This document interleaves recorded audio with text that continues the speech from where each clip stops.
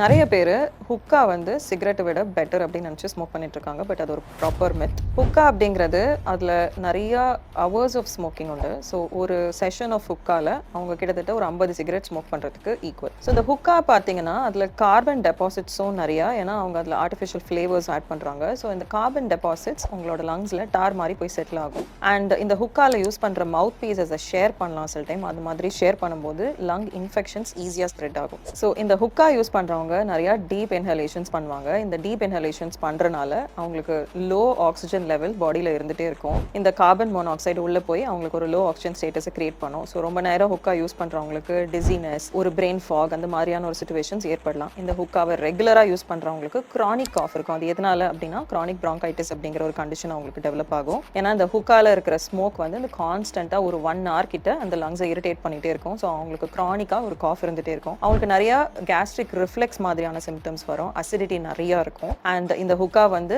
Almost ஒரு chronic ஸ்மோக்கருக்கு equal தான். ஏன்னா ஒரு செஷன் அவ்வளோ சிகரெட்ஸ்க்கு ஈக்குவல்னால அவங்களுக்கும் ஈஸியாக சிஓபிடி ஆன மாதிரி லங் கண்டிஷன்ஸ் வரலாம். லங் கேன்சர் அளவுக்கு கூட டேமேஜஸ் காஸ் பண்ணலாம்.